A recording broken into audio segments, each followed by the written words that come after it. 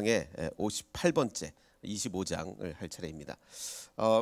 그 2주 전이었나요? 그 월요일에 그 인터넷이 KT 인터넷이 끊어져 가지고 뭐 굉장히 당황하셨던 분들 굉장히 많으셨을 것 같습니다. 뭐 저도 그때 인터넷으로 중요한 일을 하고 있었는데 아주 많이 당혹스러웠는데 뭐 중간고사를 보던 그 온라인으로 중간고사 보던 학생들도 뭐 아주 당혹스러웠고 저는 시험 보다가 갑자기 그게 끊어지면 이거 F 나오는 거 아닌가 얼마나 당황했을지 모르겠어요. 하여간 굉장히 많은 분들이 어려움을 겪었는데 이게 뭐 한 1시간 반 장애가 이렇게 큰 어려움을 우리에게 겪게 만들었습니다. 사실 보면 인터넷에 연결되어 있습니다. 이게 지금은 얼마나 중요한지 모르겠어요. 인터넷이 없으면 되는 게 아무것도 없습니다. 우리 대신 중고등학교에서도 인터넷이 안 돼가지고 학교에서도 정말 많은 어려움을 겪었는데 자, 가면 갈수록 이 연결이 중요한 사회가 아닌가라는 그런 생각이 듭니다. 연결이 안 되면 아무것도 안 되는 거예요. 자, 그럼 연결 중에 가장 중요한 연결이 뭐겠습니까? 우리 하나님과의 연결이겠죠. 우리 지금 우리 모든 사회가 인터넷으로 연결이 되어 있는데 하나님과의 연결은 어떻게 연결이 되겠습니까? 그건 바로 기도죠. 우리가 기도로 하나님과 연결되는 것입니다. 그래서 제가 이 말씀을 왜 드리느냐? 우리 수요 찬양 기도회를 좀 더 열심히 하시자라는 말씀으로 정말 우리가 수요 찬양 기도회 때 우리가 기도하지 않으면 이 코로나를 이겨낼 수가 없고 기도하지 않으면 우리가 어떤 것도 이겨낼 수가 없습니다. 그래서 우리 수요 찬양 기도회 열심히 우리가 기도해야 되겠고 뭐 우리에게 또 얼마나 좋은 아름다운 기도실을 주셨습니까? 이 기도실에서 열심히 기도하는 그래서 하나님과 연결되는 그런 우리가 되어야 되겠습니다. 자, 이삭 이야기를 좀 계속해 보면 그 이삭의 삶, 이삭의 이야기가 얼마나 참 은혜롭습니까? 참 은혜로운 이야기가 이삭의 이야기인데 이게 조금 삐딱한 다른 관점에서 보면 전혀 다른 이야기가 될 수 있어요. 이게 무슨 얘기냐? 그렇잖아요. 한 사건을 어떤 시각에서 보느냐에 따라서 은혜가 될 수도 있고 마음이 상할 수도 있는데 자, 삐딱한 관점에서 조금 삐딱한 관점에서 이삭 이야기를 한번 보겠습니다. 그러면 자, 청소년기에는 어떤 일이 벌어졌습니까? 아니, 아버지가 그 노년에 나를 낳았는데 자기 신을 섬긴다는 명분으로 아버지가 자기를 죽이려고 하는 거예요. 이거 삐딱한 시각에서 보면 엄청난 트라우마가 평생의 트라우마가 될 수도 있습니다. 자기가 순종하고 내가 목숨까지 바쳐 주님을 헌신하겠습니다. 그러면 굉장히 은혜로운 사건이 되지만 잘못해서 아버지가 날 죽이려고 그런다. 그러면 이건 평생의 트라우마가 될 수도 있는 거예요. 또한 자, 이게 지금 계속 삐딱한 시각에서 한번 우리가 보는 겁니다. 청년기에 접어들었더니 아버지가 가나안 여인은 안 된다. 하나님이 가나안 땅을 우리에게 주셨지만 이 가나안 땅을 몰아내고 민족을 몰아내고 하나님 나라를 세우는 것이지 가나안 여인은 안 된다라고 하면서 나이 40이 될 동안 모태솔로를 만들어 버립니다. 나이 40이 될도록. 이 굉장히 그 당시에는 뭐 열 몇 살에 결혼하던 나이 시절인데 40이 될도록 모태솔로를 만들죠. 이게 삐딱하게 보면 한이 없는 거예요. 장년기에 접어들었더니 이제 어머니가 돌아가셨어요. 그래서 이제 그 이삭이 큰 슬픔에 잠겼는데 그제서야 아버지가 이제 아들이 너무 큰 슬픔에 잠기니까 그때서야 아버지는 메소포타미아로 그 멀리 신부를 구하러 종을 보냅니다. 그런데 그 충실한 종이 뭐라고 하나님께 기도를 하냐면 낙타 10마리 물 먹이는 여자를 제가 하겠습니다. 그런 여자가 어디 있습니까? 낙타 10마리 물 먹이는 여자가 어디 있어요? 이거는 삐딱한 시각에서 보면 이거 나한테 결혼하지 말란 얘기구나. 결혼 안 시키려고 작정했구나. 뭐 이렇게까지 우리가 생각할 수 있는 거죠. 그래서 어떻게 보면 이 굉장히 다른 시각에서 보면 이삭의 모태솔로 만들기 프로젝트인 것처럼 보이지만 우리가 몇 주 동안 계속했습니다. 이것은 이삭 장가 보내기 프로젝트였다. 왜? 하나님이 이토록 일이 급속도로 그러니까 40년 동안 안 이루어지던 일이 이토록 급속도로 이루어지게 하신 것은 분명히 불가능한 일을 하나님이 이토록 급하게 이루신 걸로 보아 이삭은 아마도 불평 없이 순종하는 마음으로 제단에 올랐을 것이다. 자기 몸을 아브라함이 묶을 때 그냥 가만히 있었고 순종하는 마음으로 그렇게 했을 것이다. 그리고 40이 될 때까지도 불평 없이 오랜 세월을 주님의 뜻을 기다리며 참아왔을 것이다. 그러니까 하나님이 이를 이렇게 불가능한 일을 신속하게 이루어졌을 것이다. 이렇게 우리가 생각할 수 있습니다. 그래서 67절에 보면 이삭이 리브가를 아내로 삼고 사랑하였으니 어머니를 잃고서 참 마음이 아팠는데 어머니를 장례한 후 위로를 받았다라고 되어 있죠. 그러니까 이것은 하나님의 이삭 위로하기 프로젝트였던 거예요. 이삭을 위로하기 위해서 이 놀라운 일을 벌이신 거죠. 그래서 지난주에 말씀드렸듯이 얼마나 맨 마지막이 어떻게 됩니까? 뭐 장막에 있을 동안에 리브가가 도착해서 뭐 이삭 찾으러 다니고 이래도 되는데 하필이면 또 이삭이 밖에 나와 있을 때 저 멀리 낙타떼가 보이는 거예요. 그래서 리브가가 낙타에서 내렸다라고 히브리어에 되지 않고 리브가가 낙타에서 떨어졌다라고 얘기할 만큼 그만큼 급하게 내려서 이제 이삭을 만나게 된 겁니다. 자, 오늘은 이제 그 유명한 이제 에서와 야곱 이야기가 시작이 되는데, 자, 그래서 이제 이삭은 40세에 이 놀라운 기적을 통해서 리브가를 맞이하게 됐습니다. 자, 그런데 리브가가 아이를 갖지 못했어요. 아이를 오랫동안 갖지 못하니까 이삭이 그의 아내가 임신하지 못하기 때문에 기도를 했습니다. 자, 근데 우리가 어떻게 생각하면 하나님이 지금 처음에 아브라함한테 약속한 게 뭡니까? 내가 너로 큰 민족을 이루겠다.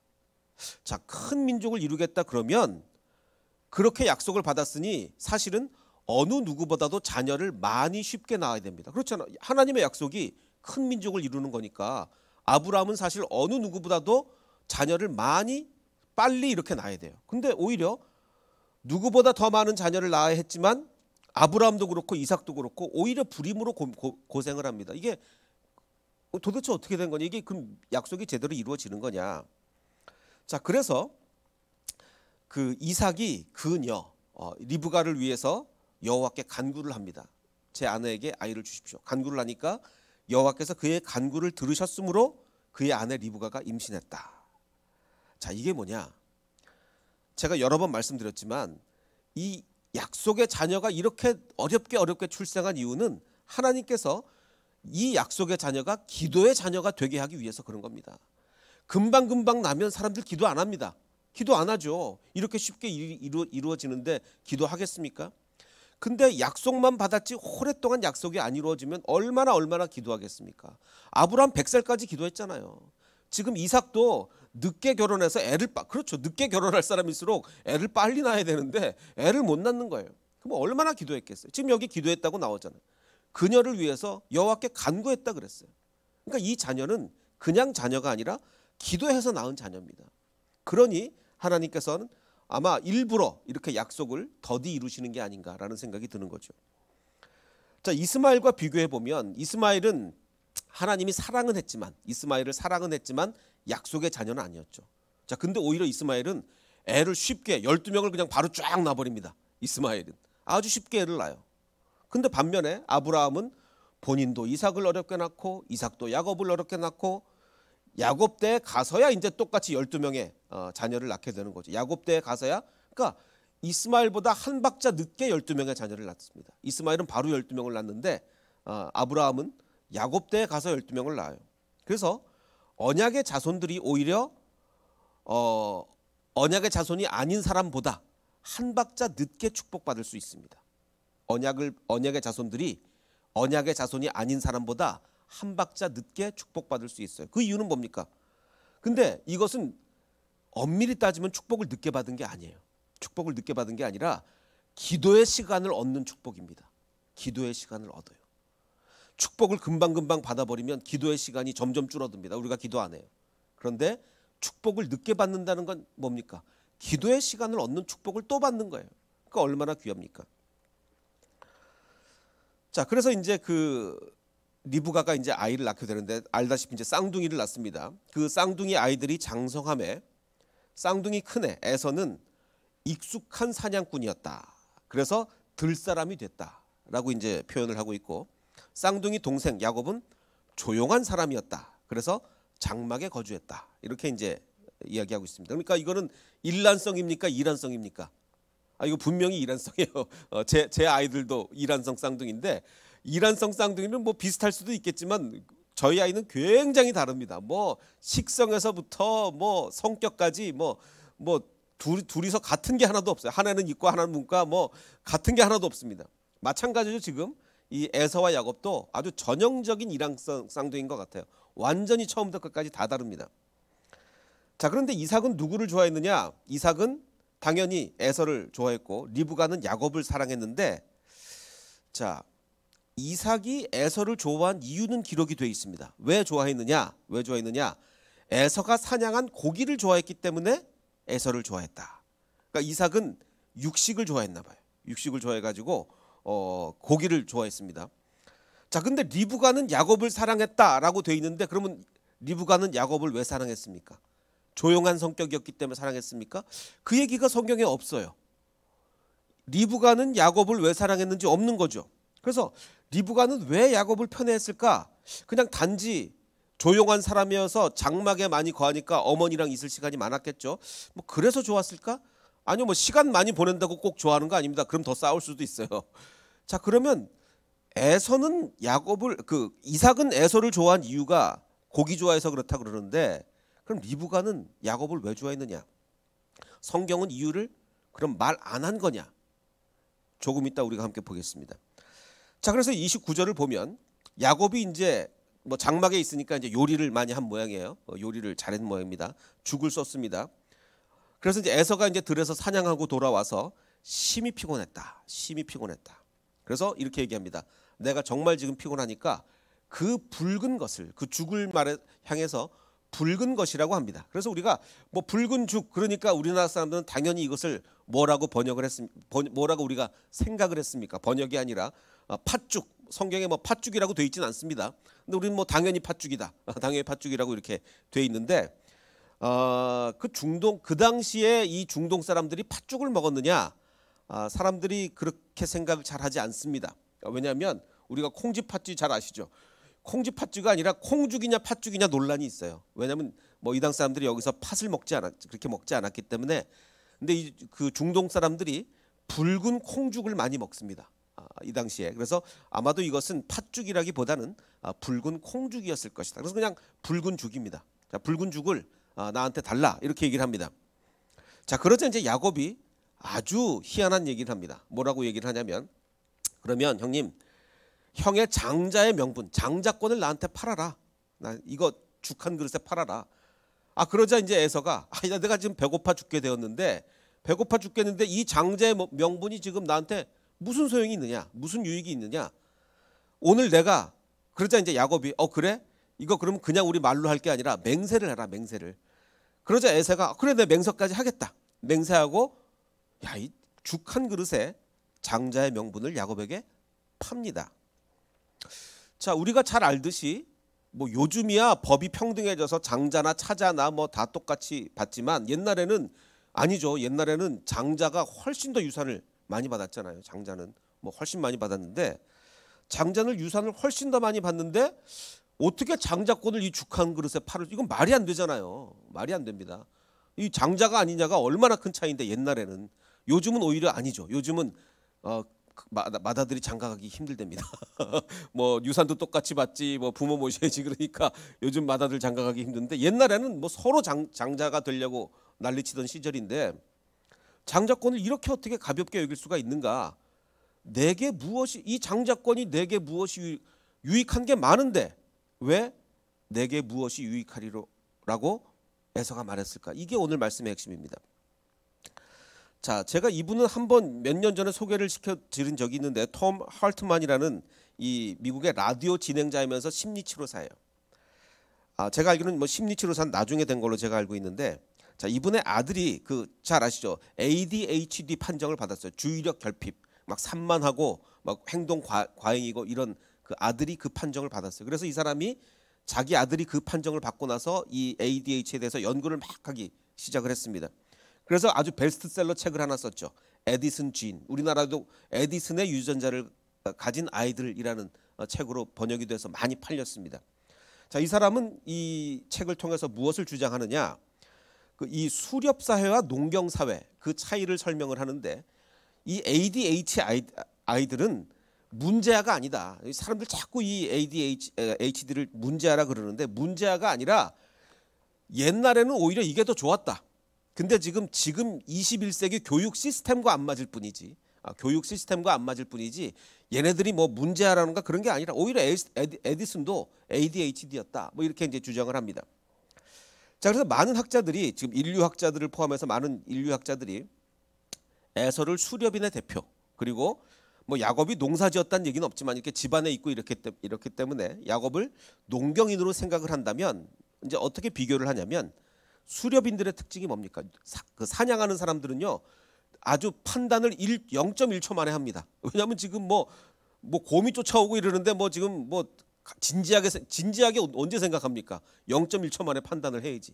그리고 막 도망가면 얼른 화살을 쏴서 잡아야 되는데 굉장히 즉각적인 판단이 필요하죠. 수렵인들은.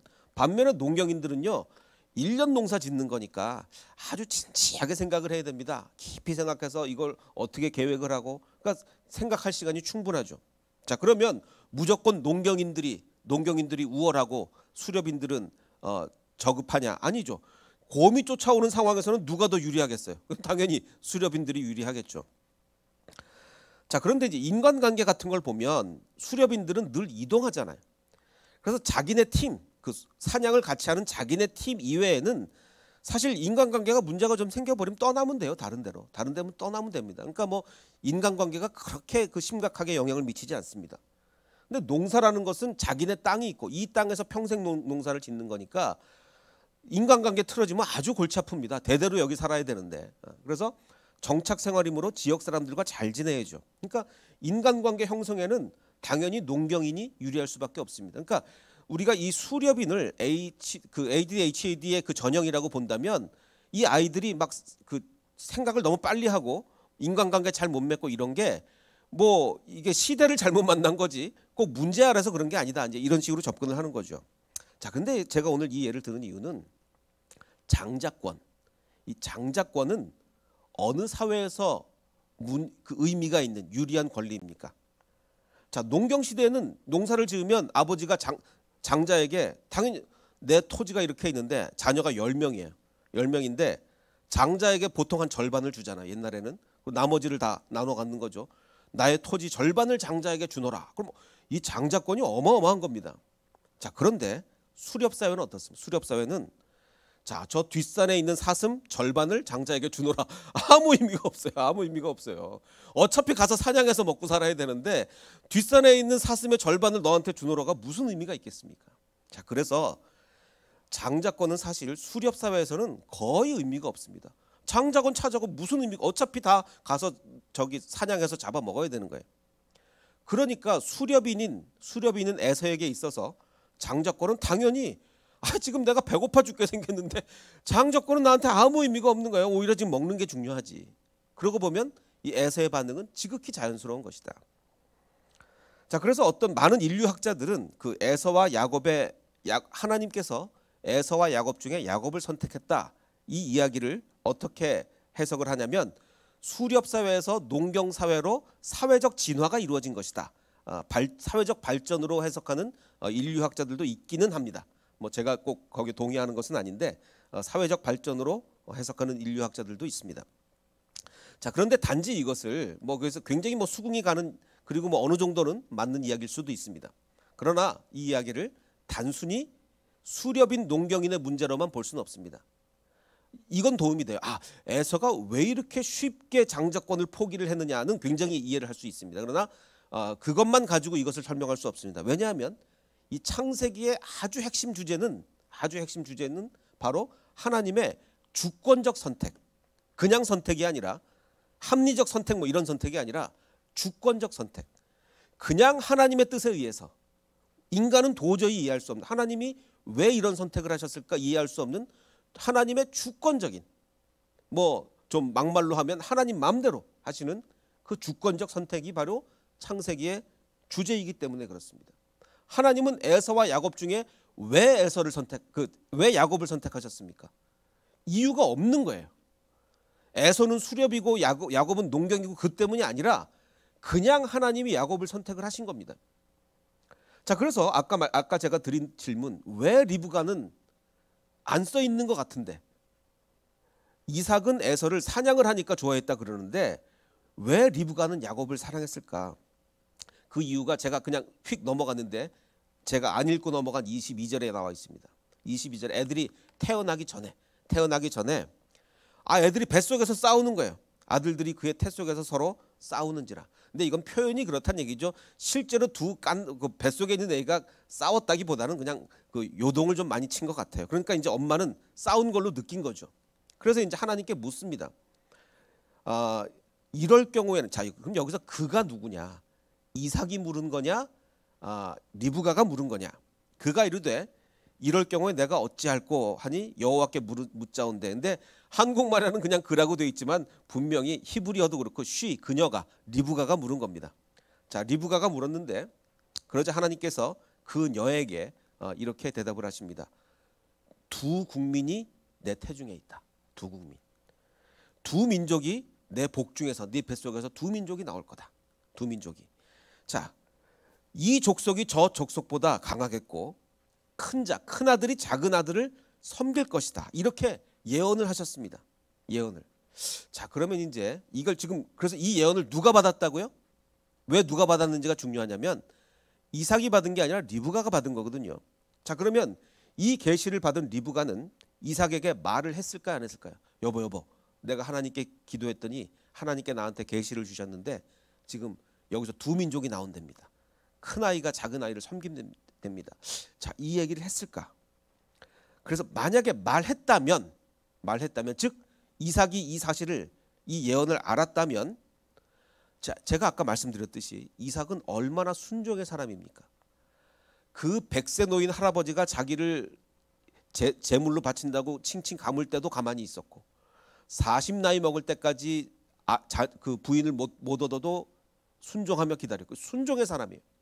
순종의 사람 이삭이 하나님이 작은 아이를 선택하셨다는데, 그렇다는데 큰 아이를 더 사랑할 수가 있겠습니까? 이삭이 없었을 걸로 봅니다, 저는. 그렇죠. 이삭이 얼마나 순종을 잘하는데요. 이삭은 순종의 사람이에요. 근데 하나님이 야곱을 선택하셨다는데 에서를 더 사랑해요? 이삭은 그럴 수 없었을 겁니다. 말을 바꿔 말하면 뭐죠?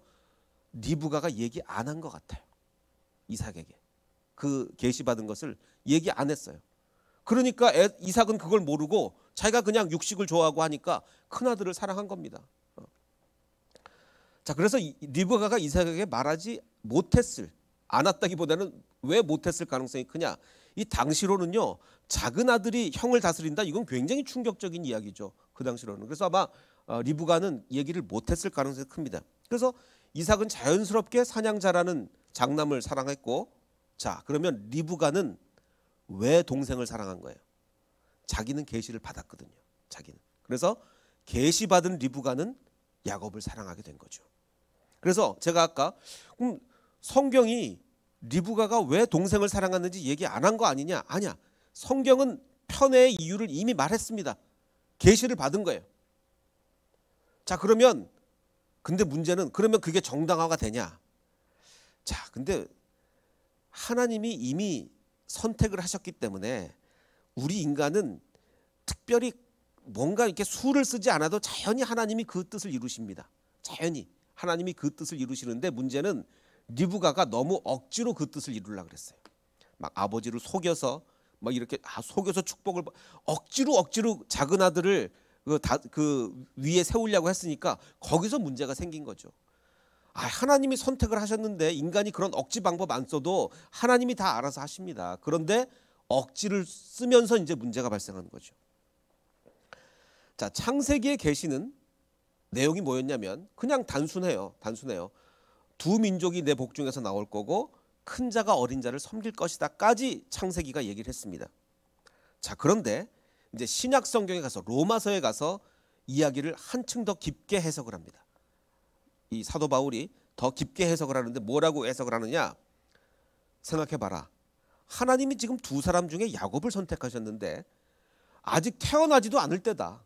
당연하죠. 그리고 얘네가 무슨 태어나서 무슨 선이나 악을 행했느냐? 아직 태어나지도 않았는데 무슨 선이나 악을 행했느냐? 하나님이 인간을 선택하실 때 태어나지도 않은 사람들을 선택했다. 택하심을 따라 되는 하나님의 뜻이다. 하나님의 뜻이 행위로 말미암지 않고, 하나님은 우리의 행위를 보고 선택하시는 분이 아니다. 오직 부르시는 이 하나님의 그 부르심에 따라 말미암아 뭐가 서는 겁니까? 하나님의 뜻이 서는 거다. 하나님의 뜻이. 하나님 마음대로 주권적으로 선택하시는 거다. 이렇게 얘기를 하는 겁니다. 그래서 계속해서 이제 그 사도 바울이 얘기하는데 하나님이 리브가에게 이렇게 말씀하셨다. 큰 자가 어린 자를 섬기리라 말씀하셨는데 이제 말라기서를 인용하면서 이렇게 합니다. 말라기에 뭐라고 기록이 되어 있냐면 내가 이게 한 단계 더 나간 거예요. 야곱은 사랑하고 에서는 미워했다까지. 아, 에서가 뭘 잘못했는데 미워합니까? 아직 태어나지도 않았는데.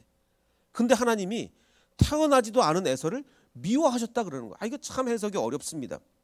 그런즉 우리가 무슨 말, 지금 하나님이 그렇게 하시겠다는데 우리가 거기다 대고 무슨 말을 하느냐? 하나님께 불의가 있느냐? 하나님 왜 에서 미워합니까? 아니다, 그럴 수 없다라고 얘기합니다. 이게 왜 그러냐면 사실은 우리는 지금 포커스를 어디다 둬야 되냐면 에서를 미워하셨다의 포커스를 둬서는 안 되고 야곱을 사랑하셨다의 포커스를 둬야 됩니다. 왜냐하면 사실은 모든 인간은 다 멸망해야 돼요. 구원받을 수 있는 인간은 아무도 없습니다. 정말 사실은 에서와 야곱을 둘 다 미워하셔야 돼요. 원래는 하나님이 에서도 미워하시고 사실은 야곱도 미워하셔야 됩니다. 야곱도 미워하셔야 되는데 그러나 그 중에서 야곱을 선택하셔서 야곱을 이유 없이 사랑하신 거예요. 야곱을 이유 없이 사랑하신 겁니다. 그러니까 하나님 왜 불의하십니까? 왜 에서 미워하십니까? 이렇게 얘기하면 안 된다는 겁니다. 자, 그러면서 이제 또 계속 그 사도 바울이 얘기하는데 자, 그러면 누가 선택을 받을 수 있느냐? 이거는 원한다고 되는 게 아니다. 하나님 내가 선택받고 싶습니다. 원한다로 되는 게 원하는 자로 말미암도 아니요. 열심히 내가 선택받으려면 노력해야지. 노력한다고 선택받는 것도 아니다. 노력하는 것도 아니다. 오직 긍휼히 여기시는 하나님 마음이다. 하나님이 어떤 야곱을 선택하셔서 그를 무작정 사랑하신 거예요. 무작정. 그걸 지금 이 사도 바울은 얘기하고 있는 거예요. 자, 그럼 아까 여기서 그 얘기가 또 나오는 거예요. 아, 그럼 너무 억울하다. 선택받은 자는 좋겠는데 선택받지 못한 사람 너무 억울한 거 아니냐. 이거 어떡하냐. 선택 못 받은 사람. 우리 늘 그렇게 얘기해요. 우리는 선택받아서 감사한데 그럼 선택 못 받은 사람 어떡하냐. 자, 그런데 여기서 문제는 인간이 너무 한계가 있기 때문에 자, 그럼 우리가 한번 제가 여러분께 질문을 하나 드려보겠습니다. 우리는 선택받았습니다. 선택받았는데 선택받은 거에 합당한 진정한 감사를 우리가 드렸느냐. 우리 중에 어느 누구도 선택받은 거에 합당한 만큼의 감사를 어느 누구도 드린 적이 없는 거예요. 제대로 감사해 본 적이 없는 거예요. 그래서 중요한 게 뭐냐면 선택받음에 감사하는 것조차 제대로 못 해놓고서 선택 못 받은 사람 어떡하냐 이거 걱정할 수 있는 우리가 지금 그럴 만한 영적 수준이 못 된다는 거예요. 선택 못 받은 사람 어떡합니까? 이렇게 부르짖으려면 어느 정도 영적 수준이 돼야 되냐면 선택받은 것에 대한 진정한 감사를 하는 그 정도 수준이 돼야 하나님 제가 이 정도 정말 저는 감사했는데 그럼 그 선택 못 받은 사람 어떡합니까? 이렇게 물을 수 있는 거지. 선택받은 거에 대한 감사도 제대로 못 해놓고 선택 못 받은 사람 어떡하냐고. 그럴 우린 영적 수준조차 되지 못한다는 겁니다. 그래서 저한테 아무리 신학적으로 목사님 선택 못 받은 사람 그 억울해서 어떡합니까? 물으셔봤자 제가 대답을 못합니다. 왜냐하면 저도 제대로 감사를 못했기 때문에 저도 대답할 수가 없는 거예요. 저도. 자, 그럼 이 선택에 관한 또 하나의 아주 상징적 사건, 그 선택하심에 그 하나님의 선택에 대한 가장 구약의 대표적 사건을 그 에서와 야곱의 이 사건으로 본다면 이 하나님의 선택에 대한 가장 대표적인 신약의 사건은 시몬의 사건을 아마 우리가 볼 수 있을 것 같습니다. 시몬이 누굽니까? 그 예수님의 십자가를 대신 짊어졌던, 예수님이 이제 너무 채찍에 맞고 막 거의 이 십자가를 질 육체적 상황이 안 되니까 지나가는 시몬을 붙잡아다 대신 지게 했죠. 자, 마가복음을 보면 이렇게 기록이 되어 있습니다. 이 시몬을 소개하면서 뭐라고 소개를 하냐면 알렉산더와 루퍼의 아버지인 구레네 사람 시몬이다라고 소개를 합니다. 이 구레네는 어디냐? 그 이집트 옆에 있는 리비아, 요즘은 리비아입니다. 리비아. 자, 그럼 아프리카니까 흑인이겠다. 근데 이 북아프리카는 인종적으로 흑인은 아닙니다. 얼굴이 좀 우리보다 검긴 하지만 완전히 흑인은 아닌데 그래도 흑인이 있죠. 흑인이 있는데 그럼 여기서 영화는 왜 흑인으로 이렇게 완전한 흑인으로 했느냐? 그 이유까지는 오늘 제가 설명을 시간이 없으니까 안 드리겠는데 제가 생각해도 흑인이 적은 지역이긴 하지만 구레네가 흑인일 가능성이 많은 것 같습니다. 그 다음에 기회에 있으면 말씀을 드리고, 자, 그게 포커스가 아니라, 자, 성경에서 누구를 소개할 때 항상 우리는 어떻게 소개합니까? 누구누구의 아들 누구누구의 아들 시몬, 이렇게 소개하는 이유는 여러 번 말씀드렸지만 고대 이스라엘인들은 성이 없으니까, 우리는 뭐 유이키, 그러니까 성이 있는데 옛날 이스라엘 사람들은 성이 없으니까 누구누구의 아들 누구, 항상 이렇게 소개를 하는데, 정말 특이하게 누구누구의 아버지 시몬, 이렇게 소개를 했다는 얘기죠. 그럼 도대체 왜 이렇게 특이하게 소개를 하는가? 도대체 이거는 이럴 때만 가능합니다. 어떨 때 가능하냐면, 마가가 이 마가복음을 쓸 당시에 아들들이 굉장히 유명할 때, 아, 그 사람 아버지라고 할 정도 되면 누구누구의 아들이라고 소개를 안 하고 누구누구 아버지라고 소개를 하죠. 그럼 도대체 이 알렉산더 루포가 누구길래 이렇게 루포의 아버지라고 시몬을 소개하느냐?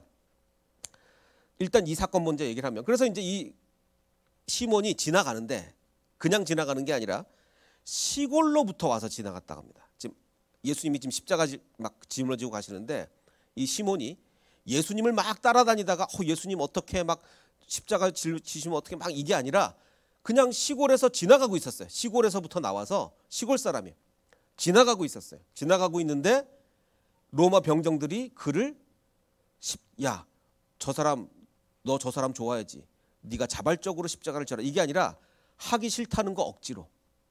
지금 이 시몬은 예수님 믿지도 않아요. 예수님하고 상관도 없는 사람입니다. 그런데 로마 병정이 보기에 아마 흑인에서 그랬던 것 같아. 흑인에서 너 이거 짊어지고 가.